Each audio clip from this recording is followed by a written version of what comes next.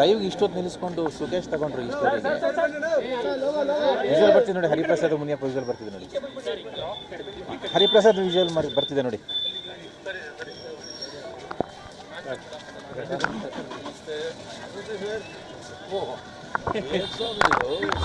Fail ಆಗ್ಬಿಟ್ಟಿದೆ.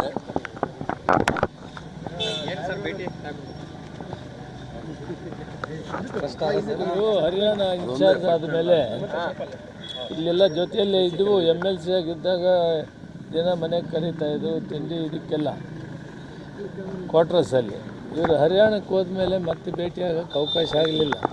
ಅದಕ್ಕೆ ನೆನ್ನೆ ಸಿಕ್ಕಿದ್ರು, ಮನೆಗೆ ಬನ್ನಿ ಅಂದರು. ತಿಂಡಿಗೆ ಬಂದರು, ತಿಂಡಿ ಆಗಿದೆ. ಅವ್ರು ಇನ್ಚಾರ್ಜ್ ಇದ್ದಾರೆ ಹರಿಯಾಣ. ಅವರು 30-40 ವರ್ಷ ಅಲ್ಲೇ ಕೆಲಸ ಮಾಡ್ತಾರೆ. ಸೊ ನಮ್ದು ಏನು ಚರ್ಚೆ ಇಲ್ಲ. ಇವರಿಬ್ಬರನ್ನೂ ಕರೆಸಿ ಅಧ್ಯಕ್ಷರನ್ನ, ಉಪಮುಖ್ಯಮಂತ್ರಿಗಳನ್ನ, ಮುಖ್ಯಮಂತ್ರಿಗಳನ್ನ, ಖರ್ಗೆ ಅವರು ಇಲ್ಲಿನೆಲ್ಲ ವಿದ್ಯಮಾನಗಳು ಗೊತ್ತಿರೋದರಿಂದ ಆದಷ್ಟು ಬೇಗ ಕರೆಸಿ ಗೊಂದಲವನ್ನು ಬಯಸಿ ಮಾಡಿ ಒಳ್ಳೆಯ ಕಾರ್ಯಕ್ರಮಗಳು ಕೊಟ್ಟಿವಿ, ಗ್ಯಾರಂಟಿ ಯೋಜನೆಗಳು ಕೊಟ್ಟಿವಿ, ಜನಕ್ಕೆ ಎಲ್ಲ ಸೌಲಭ್ಯಗಳು ಕೊಟ್ಟಿದ್ದೀವಿ. ಆದರೆ ರಾಜಕೀಯವಾಗಿ ಗೊಂದಲವನ್ನು ನಿವಾರಣೆ ಮಾಡೋದಕ್ಕೆ ನಾವೀಗಾಗಲೇ ನಾನು ಡೆಲ್ಲಿಗೆ ಹೋದಾಗ ಕೂಡ ಮಾನ್ಯ ACC ಅಧ್ಯಕ್ಷರಿಗೆ ಹೇಳಿ ಬಂದಿದ್ದೀನಿ, ಇದನ್ನು ಕರೆಸಿ ಫೈಸಲು ಮಾಡಿ ಅಂತ. ಆದಷ್ಟು ಬೇಗ ಕರೆಸಿ ಮಾತಾಡಿ ಇಬ್ಬರನ್ನೂ ಇದನ್ನು ಫೈಸಲು ಮಾಡಬೇಕು ಅಂತ ನಾನು ಮನವಿ ಮಾಡ್ತೀನಿ. ಅಷ್ಟೇ ವಿಷಯವನ್ನು ಯಾವ ರೀತಿಯಾಗಿ ಭಾನುವಾರ ಸುದೀರ್ಘ ಸಭೆ ಮಾಡೋ ತೀರ್ಮಾನ ಆಗಿದೆ ಸರ್ ಸೋನಿಯಾ ಗಾಂಧಿ ಅವರ ನೇತೃತ್ವದಲ್ಲಿ.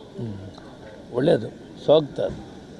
ಆ ಸಭೆ ಆದರೆ ಎಲ್ಲ ತೀರ್ಮಾನ ಆಗ್ತದೆ, ಫೈಸಲ ಬಗೆಹರಿತದೆ. ಮೇಡಮ್ ಇದ್ಮೇಲೆ ಬಗೆಹರಿದು ಬಿಡುತ್ತೆ. ಮಾತಾಡಿದ್ರೆ ಸರ್ ಕರ್ನಾಟಕದ ಮಧ್ಯೆ ಇದೇ ತೀರ್ಮಾನ. ಈಗ ಇದು ಮೊದಲು ಈ ಗೊಂದಲ ಫೈಸಲಾದರೆ ಎಲ್ಲ ಸರಿ ಹೋಗ್ತದೆ. ಕಾರ್ಯಕ್ರಮಗಳು ಕಾಣಿಸ್ತಾ ಇಲ್ಲ. ಈಗ ನಾವು ಎಷ್ಟು 1 ಲಕ್ಷ ಕೋಟಿ ರೂಪಾಯಿ ಇಲ್ಲಿವರೆಗೂ ಸಾಮಾನ್ಯ ಜನಕ್ಕೆ ಈ 5 ಗ್ಯಾರಂಟಿಗಳು ಕೊಟ್ಟಿದ್ದೀವಿ. ಸಾಕಷ್ಟು ಪ್ರಯೋಜನ ಆಗಿದೆ ಜನರಿಗೆ. ಆದರೆ ಅದು ಎಲ್ಲ ಜನ ಈ ಕಡೆ ನೋಡ್ತಾ ಇದ್ದಾರೆ. ಅದಕ್ಕೆ ಇದನ್ನು ತಕ್ಷಣ ಬಗೆಹರಿಸಬೇಕು ಅಂತೇಳಿ ನಾವು ಅಪೀಲ್ ಮಾಡಿದ್ದೀವಿ. ಅಧ್ಯಕ್ಷರಿಗೆ. ತಮ್ಮ ಕಡೆಯಿಂದ ಏನು ಸಲಹೆ ಸರ್ ಹೈಕಮಾಂಡ್ ನಾಯಕರು? ನಮ್ಮನ್ನು ಅವ್ರು ಕೇಳಿದರೆ ಅಲ್ಲಿ ಹೋಗಿ ಸಲಹೆ ಹೇಳ್ಬೋದು. ಅವರಿಬ್ಬರು ಕುಂತ್ಕೊಂಡು ಏನು ಹೇಳ್ತಾರೆ, ಹೈಕಮಾಂಡ್ ಹೇಳಿದ್ದಕ್ಕೆ ನಾವು ಬದ್ಧವಾಗಿರ್ತೀವಿ. ಹೈಕಮಾಂಡ್ ಮಾತುಕತೆಗೆ CM ಜೊತೆಗೆ ಒಂದಷ್ಟು ಜನ ಸಚಿವರು ಕೂಡ ತೆರಳಬೇಕು ಅಂತ ತೀರ್ಮಾನ ಆಗಿದೆ. ಅದೇ ಅವ್ರು ಕರೆದ್ರೆ ಹೋಗಿ ನಮ್ಮ ಅಭಿಪ್ರಾಯ ನಾವು ಹೇಳ್ತೀವಿ.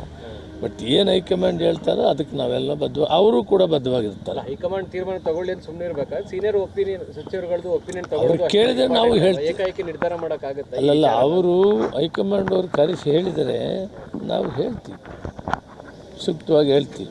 ಈ ಸಂದರ್ಭಕ್ಕೆ ಹೇಗಿರಬೇಕು, ಏನಿರಬೇಕು. ಮತ್ತು 2028ಕ್ಕೆ ಸರ್ಕಾರ ಬರಬೇಕಾದ್ರೆ ನಮ್ಮ ಕಾರ್ಯಕ್ರಮಗಳು ಹೇಗಿರಬೇಕು ಅನ್ನೋದನ್ನು ಕೂಡ ನಾನು ಅಲ್ಲಿ 30 ವರ್ಷ ಕೆಲಸ ಮಾಡಿದ್ದೀನಿ. ನನ್ನದೇ ಆದ ಅನುಭವ ಇದೆ. ನಾನು ಅವ್ರಿಗೆ ಹೇಳ್ತೀನಿ ಹೀಗೆ ಮಾಡಬೇಕು. Thank you very much. ಇನ್ನಷ್ಟು ಹೆಚ್ಚಿನ ಮಾಹಿತಿಗಾಗಿ ಫಾಲೋ ಮಾಡಿ ಬ್ರಿಗೇಡ್ ನ್ಯೂಸ್ ಕನ್ನಡ.